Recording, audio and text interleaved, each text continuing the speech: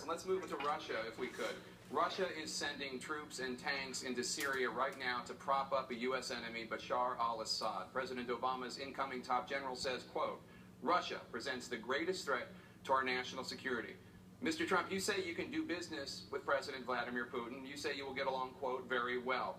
What would you do right now, if you were president, to get the Russians out of Syria?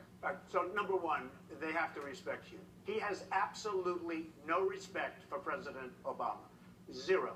Syria is a mess. You look at what's going on with ISIS, and now think of this. We're fighting ISIS. ISIS wants to fight Syria. Why are we fighting ISIS in Syria? Let them fight each other and pick up the remnants. I would talk to him. I would get along with him. I believe, and I may be wrong, in which case I'd probably have to take a different path, but I would get along with a lot of the world leaders that this country is not getting along with. We don't get along with China. We don't get along with the heads of Mexico. We don't get along with anybody. And yet at the same time, they rip us left and right. They take advantage of us economically and every other way. We get along with nobody.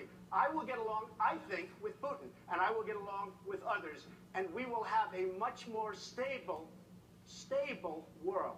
So just to clarify, the only answer I heard to the question I asked is that you would reach out to Vladimir Putin and you would do what? I believe that I will get along. We will do, between that, Ukraine, all of the other problems, we won't have the kind of problems that our country has right now with Russia and many other nations. Senator Rubio, you've taken a very different approach to the question of Russia. You've called Vladimir Putin a, quote, gangster. Why would President Rubio's approach be more effective than President Trump's? Well, first of all, I have an understanding of exactly what it is Russia and Putin are doing, and it's pretty straightforward. He wants to reposition Russia once again as a geopolitical force. He himself said that the destruction of the Soviet Union, the fall of the Soviet Union, was the greatest geopolitical catastrophe of the 20th century. And now he's trying to reverse that. He's trying to destroy NATO.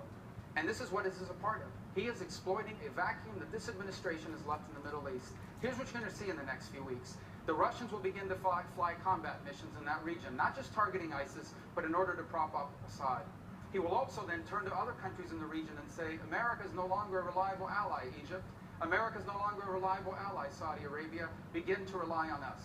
What he is doing is he is trying to replace us as the single most important power broker in the Middle East, and this president is allowing it. That is what is happening in the Middle East. That's what's happening with Russia. Thank you, Senator Rubio. I want to bring in Carly Fiorina. Ms. Fiorina.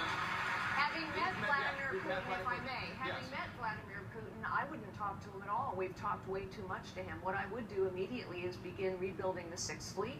I would begin rebuilding the missile defense program in Poland. I would conduct regular, aggressive military exercises in the Baltic states. I'd probably send a few thousand more troops into Germany.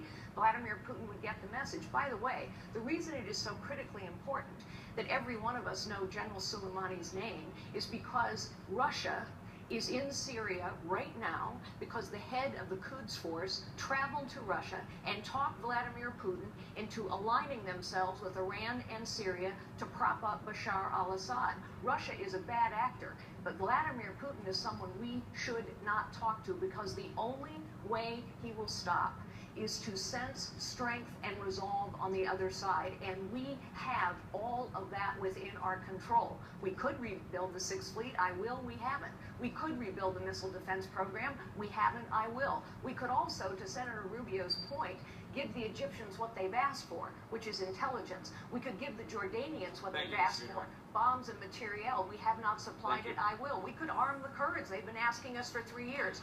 All of this is within our control. Thank you, Ms. Fiorina.